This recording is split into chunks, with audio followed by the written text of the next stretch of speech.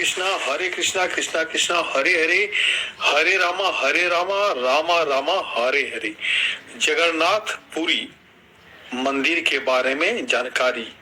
Jagannathpuri temple Bharat के 4 धामों में एक जगन्नाथ मंदिर उड़ीसा राज्य के समुद्र किनारे बसे पुरी शहर में है।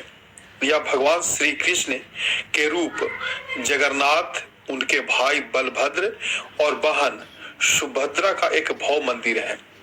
मंदिर के शिखर पर अष्ट धातु से निर्मित एक चक्र है, जिसे विष्णु भगवान के सुदर्शन चक्र का प्रतीक माना गया है। प्रत्येक दिन चक्र के पास स्थित खंभे पर अलग अलग तरह का ध्वज लहराया जाता है और हर एकादशी पर चक्र के समीप दीपक जलाया जाता है। जगन्नाथ मंदिर का एक अन्य आकर्षण यहाँ की रसोई भी है। यह रसोई भारत की सबसे बड़ी रसोई के रूप में जानी जाती है। इस विशाल रसोई में भगवान को भोग लगाने वाला महाप्रसाद को तैयार करने के लिए 500 रसोइये तथा उनके 300 सहयोगी काम करते हैं। हालांकि पर्यटकों का इसके अंदर जाना मना है। यहाँ का प्रमुख उत्सव रथ यात्रा महोत्सव है, जिसमें खूबसूरती से सजे हुए भगवान जगन्नाथ, बलभद्र और देवी सुभद्रा के रथ को भक्त खींचकर उनकी मौसी के मंदिर गुड़ीचा ले जाते हैं। यह मंदिर उड़ीसा राज्य का सबसे ऊंचा मंदिर है, जिसकी ऊंचाई लगभग 65 मीटर है। मंदिर के 4 द्वार हैं। मंदिर के 4 द्वार हैं: सिंह द्वार, अश्व द्वार, हाथी द्वार और व्याघ्र द्वार। इनमें से सिंह द्वार मुख्य द्वार है। जगन्नाथ मंदिर का इतिहास। History of Jagannath temple.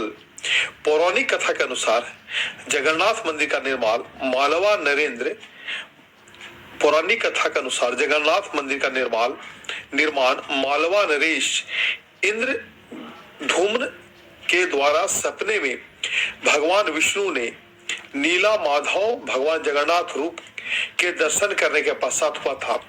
स्वप्न में भगवान ने इंद्रुभन की आज्ञा दी कि पुरी के तट पर जाएं और वहां दारू ब्रह्मा पेड़ से मूर्ति का निर्माण करें। लकड़ी से मूर्ति निर्माण के लिए स्वयं भगवान विष्णु और विश्वकर्मा मूर्तिकार के वेश में आए और तब प्रतिमा तैयार हो जाने तक राजा को कमरे के बाहर रहने की शर्त रखी। राजा मान गए और कमरे के बाहर ही इंतजार करने लगे। जब 1 माह बीत गया और मूर्ति पूरी होने का संदेश नहीं आया तो राजा उत्सुकता हुआ स्वयं कमरे में चले गए। मूर्तिकार ने उन्हें अपूर्ण मूर्तियां दी जिनके हाथ नहीं बने थे और कहा कि वे देव इच्छा के अनुसार अब इन मूर्तियों को ऐसे ही पूजा जाएगा। आज्ञानुसार राजा ने तीनों मूर्तियों के इसी अवस्था में मंदिर में स्थापित करवाया। जगन्नाथ मंदिर में क्या देखें? ऐसा देखा गया है कि मंदिर के शिखर पर लहराने वाले ध्वज हमेशा हवा के विपरीत दिशा में लहराते हैं। ऐसा देखा जाता है जगन्नाथ मंदिर में कि शिखर पर लहराने वाला ध्वज हमेशा हवा के विपरीत दिशा में लहराते हैं। जगन्नाथ मंदिर सलाह। जगन्नाथ मंदिर में केवल हिंदू ही प्रवेश कर सकते हैं, सनातनी ही प्रवेश कर सकते हैं। जूते, मोजे, कैमरा, चमड़े की वस्तुएं, रेडियो या कोई और इलेक्ट्रॉनिक आइटम ले जाना मना है। धूम्रपान, मंदिर परिसर को गंदा करना या भगवान की मूर्तियों को छूना सख्त माना है। जय जगन्नाथ पुरी की, जय जगन्नाथ पुरी की। अब आइए इनकी कुछ विशेषताएं जानते हैं जगन्नाथ पुरी मंदिर के बारे में। जगन्नाथ पुरी मंदिर की उत्कृष्ट विशेषताएं एवं दर्शनीय स्थल। जगन्नाथपुरी भारत के सर्वाधिक महत्वपूर्ण तीर्थस्थलों में से एक है। भारत के पूर्वी तट पर स्थित यह धाम भगवान विष्णु के अखिल ब्राह्मण नामक नायक स्वरूप को समर्पित है। उन्हें भगवान विष्णु का यह स्वरूप माना जाता है जो वर्तमान में व्याप्त कलयुग के लिए उत्तरदायी है। यह तथ्य इस तथ्य को वर्तमान समय में और अधिक महत्वपूर्ण बनाता है। आदि शंकराचार्य ने भी पूर्वी गोवर्धन मठ की स्थापना करने के उद्देश्य से इसी स्थान का चयन किया था। पूरी गोवर्धन मठ उन 4 मठों में से एक है जिनकी स्थापना आदि शंकराचार्य ने भारत के 4 दिशाओं में की थी। अनेक मापदंडों के अनुसार जगन्नाथपुरी भारत के विशालतम जीवंत मंदिरों में से एक है। कलिंग वास्तु शैली का यह सबसे बड़ा मंदिर है। आकार में कोणार्क का सूर्य मंदिर भले ही इससे स्पर्धा करता हो, किंतु आध्यात्मिक दृष्टि से वह मंदिर हम खो चुके हैं। जगन्नाथपुरी मंदिर का रसोई घर संपूर्ण विश्व में किसी मंदिर परिसर में स्थित रसोई घर से अधिक विशाल है। जगन्नाथ जी का अन्य क्षेत्र, इसका यह नाम सही मायने में इसे सौंपता है तथा अपने वर्चस्व को शत स्वरूप है। अनंत काल से पूरी नगरी का जीवन जगन्नाथ मंदिर के चारों ओर केंद्रित है। यूं तो इस मंदिर में वर्ष भर भक्तों का तांता लगा रहता है, किंतु आषाढ़ मास में यहाँ भक्तगण की संख्या चरम सीमा पर रहती है, जब जगन्नाथ जी का जग प्रसिद्ध रथ यात्रा निकाली जाती है। इस मंदिर की नगरी में सब कुछ दिवस व्यतीत किए थे, तब मैंने 2 बार मंदिर के दर्शन किए थे तथा पूरी नगरी के अन्य दर्शनीय स्थलों का भी भ्रमण किया। इस यात्रा संस्मरण में मुख्यतः मंदिर के विषय पर ही केंद्रित है। जगन्नाथ मंदिर का संक्षिप्त इतिहास। ऐसा मान्यता है कि जगन्नाथ के मूल मंदिर का निर्माण सतयुग में राजा इंद्रधुम्न ने करवाया था। सतयुग काल का प्रमाण खोजना व्यर्थ है, किंतु इंद्रधुम्न सरोवर नामक एक सरोवर अभी पूरी नगरी में स्थित है। जगन्नाथ मंदिर से संबंधित कुछ सर्वविदित एवं सर्व स्वीकृत है। इस कथा के अनुसार भगवान विष्णु इस क्षेत्र के वनों में मूलतः नील माधव के नाम से पूजे जाते थे। इंद्रधुम्न मालवा के राजा थे। उन्होंने विद्यापति नामक एक ब्राह्मण को नील माधव को खोजने की आज्ञा दी। ब्राह्मण ने उस क्षेत्र के मुखिया की पुत्री से विवाह कर उस स्थान की जानकारी प्राप्त कर ली जहां नील माधव थे, किंतु भगवान की लीला निराली है। उन्हें यह स्वीकार्य नहीं था कि उन्हें ब्राह्मण उन्हें खोजे। अंततः भगवान विष्णु की आज्ञा पाकर राजा इंद्रधुम्न यहाँ आए और उनका बताया हुआ लकड़ी का लट्ठा प्राप्त किया। इस लट्ठे से जगन्नाथ, बलराम और सुभद्रा की प्रतिमाएं बनाई गई। एक सुदर्शन चक्र भी उत्कीर्णित किया गया। तत्पश्चात राजा ने पहाड़ी के ऊपर मंदिर की स्थापना की। एक अन्य किंवदंती के अनुसार देवलोक के शिल्पकार विश्वकर्मा ने मूर्ति गढ़ने की स्वीकृति दी, किंतु उस समयावधि में कार्यशाला में किसी के भी प्रवेश पर प्रतिबंध लगाने का अनुरोध किया। उन्होंने कहा कि किसी भी बाधा की स्थिति में मूर्तियां अपूर्ण रह जाएगी, किंतु अधीर राजा ने भीतर जाकर विश्वकर्मा के कार्य में विघ्न उत्पन्न किया, जिससे मूर्तियां अपूर्ण रह गई। विश्वकर्मा ने तब तक विग्रहों के बाहु नहीं बनाए थे। प्राप्त अभिलेखों के अनुसार कम से कम 12वीं शताब्दी से मंदिर अस्तित्व में था। उत्कल क्षेत्र के सभी राजवंशी ने अपने अपने शासन काल में इसकी देखरेख व अनुरक्षण किया। इस मंदिर पर विभिन्न आक्रमणकारियों ने बार बार आक्रमण किए। जगन्नाथपुरी मंदिर की वास्तुकला। जगन्नाथपुरी मंदिर कलिंग वास्तुकला के देवल शैली पर आधारित है। जगमोहन तथा गर्भगृह के ऊपर एक ऊंचा शिखर इसका प्रमाण है। जब आप गर्भगृह से बाहर आकर मंदिर परिसर में प्रवेश करेंगे तो शिखर का विशाल आकार सहसा आपको अचंभित कर देगा। अन्य प्राचीन मंदिरों के समान जगन्नाथ मंदिर भी अद्वितीय कलाकृतियों का अप्रतिम संग्रह है, जिसके दर्शन कर आप अत्यंत आनंदित हो जाएंगे। इस अद्भुत संग्रह में से कुछ अतुलनीय रत्नों से आपको अवगत कराना चाहता हूँ, ताकि जब भी आप इस मनमोहक व नयनाभिराम मंदिर के दर्शन करें तब इस कलाकृतियों का दर्शन करना ना भूलें। सिंह द्वार का अरुण स्तंभ। यदि आप सिंह द्वार से मंदिर के अंत भाग में प्रवेश करेंगे तो आप प्रवेश द्वार के समक्ष एक ऊंचा स्तंभ देखेंगे। यह अरुण स्तंभ है, जो मूलतः कोणार्क के सूर्य मंदिर में स्थापित था। कोणार्क मंदिर नष्ट होने के पश्चात इस स्तंभ को यहाँ लाकर पुनः स्थापित किया गया था। भूमि पर खड़े होकर आप देख नहीं पाएंगे, किंतु इस स्तंभ के शीर्ष पर सूर्यदेव के सारथी अरुण की एक प्रतिमा है। ऐसा प्रतीत होता है कि मानो अरुण भगवान जगन्नाथ से प्रार्थना कर रहे हैं कि वे उत्कल की धरती पर सूर्य देव की प्रतिष्ठा एवं गौरव को पुनः स्थापित करें। सिंह द्वार मंदिर के पूर्वी प्रवेश द्वार है, जो बड़ा डंडा अर्थात ग्रांड मार्ग पर स्थित है। इसी मार्ग पर प्रत्येक वर्ष रथ यात्रा निकाली जाती है। इसे सिंह द्वार कहने का कारण है, द्वार पर सज दो सिंह, साथ ही द्वार के दोनों ओर भगवान विष्णु के द्वारपाल जय और विजय खड़े हैं। पतित पावन की मूर्ति इस प्रवेश द्वार के दाहिने ओर देखी जा सकती है। यही तथ्य इस द्वार के अन्य 3 द्वारों से अधिक महत्वपूर्ण बनाता है, जिन्हें मंदिर में प्रवेश प्राप्त नहीं होता है। इससे इस द्वार से पतित पावन के दर्शन करते हैं। मंदिर की ओर अग्रसर प्रसिद्ध 22 सीढ़ियां इस द्वार से अपेक्षाकृत अधिक निकट है। ये सीढ़ियां भक्तों को मुख्य मंदिर तक ले जाती है, इसलिए भक्तों के हृदय में इन सीढ़ियों के प्रति अत्यंत श्रद्धा का भाव रहता है। रथ यात्रा का आरंभ एवं समापन भी सिंह द्वार पर होता है। अतः यह द्वार मंदिर के विभिन्न अनुष्ठानों का प्रवेश द्वार माना जाता है। अन्य 3 प्रवेश द्वार है अश्व द्वार, गज द्वार और व्याघ्र द्वार। जगन्नाथ, बलराम व सुभद्रा। यह तथ्य सर्वविदित है कि हम जगन्नाथपुरी मंदिर इन तीनों बंधु भागिनी के दर्शन करने ही जाते हैं, किंतु उन तीनों के विषयों में उल्लेखनीय तथ्य यह है कि उनकी विशाल प्रतिमा नीम की लकड़ी का प्रयोग कर बनाई गई है। जब आप भी इनकी प्रतिमा देखें तो यह तथ्य अवश्य ध्यान में रखें। यदि आप प्रत्येक वर्ष जगन्नाथ मंदिर नहीं जाते हैं तो संभवतः आपके प्रत्येक पूरी यात्रा में आप तीनों को भिन्न प्रतिमाएं देखेंगे। हो सकता है कि आप प्राचीन एवं नवीन प्रतिमाओं में अंतर न कर पाए, क्योंकि नवीन प्रतिमाएं भी ठीक उसी प्रकार असर करती है।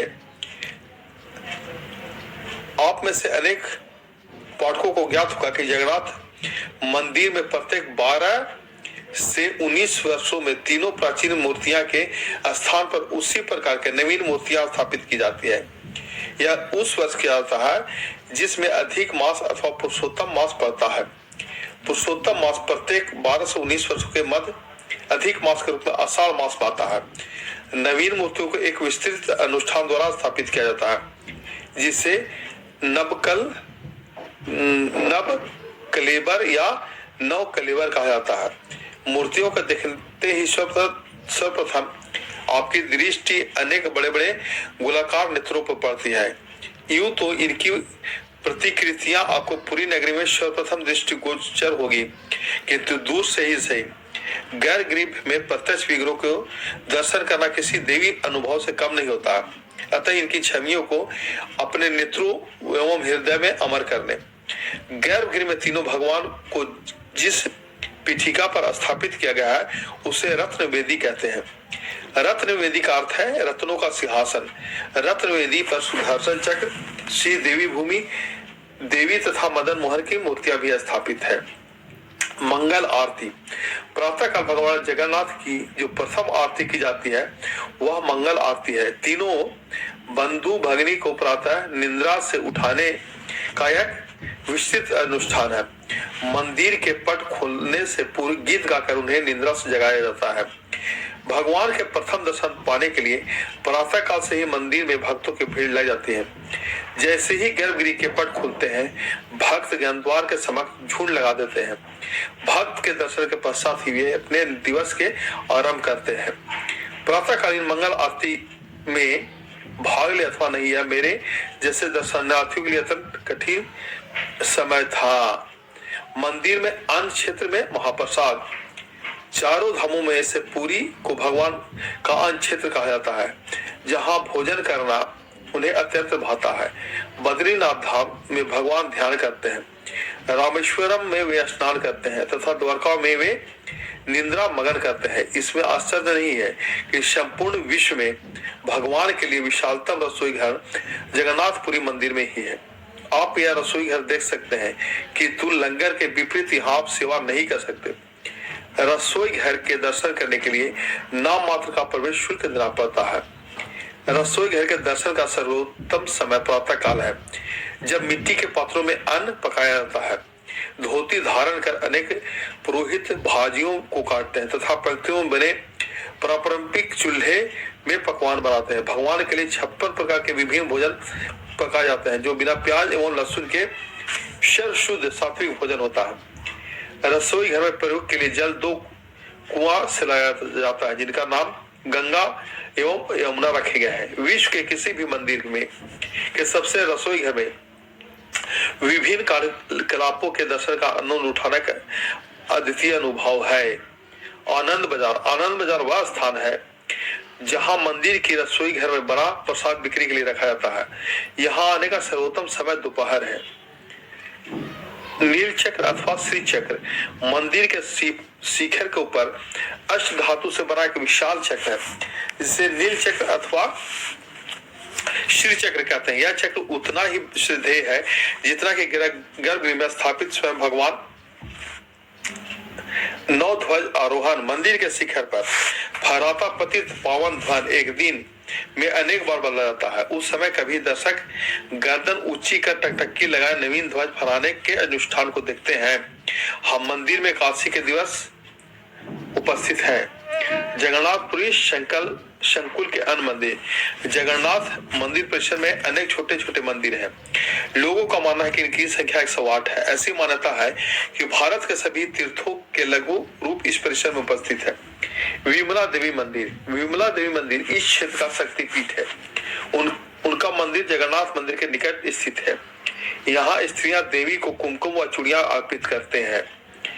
महालक्ष्मी मंदिर ऐसा मान्यता है कि जगन्नाथपुरी के रसोई घर में महालक्ष्मी ही भोजन बनाने की प्रक्रिया की निगरानी करती हैं।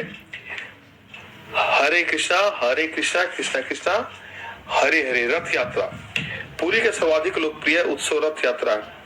अनेक लोग पुरी नगरी के जगन्नाथ मंदिर एवं रथ यात्रा से भी जानते हैं जिसमें सैकड़ों भक्तगण 3 अति विशाल रथों को खींचते हैं। चंदन यात्रा यह उत्सव अक्षय तृतीया के दिन आयोजित किया जाता है। स्नान यात्रा एवं अंसरा वार्षिक स्नान उत्सव ज्येष्ठ पुण्य के दिन आयोजित की जाती है।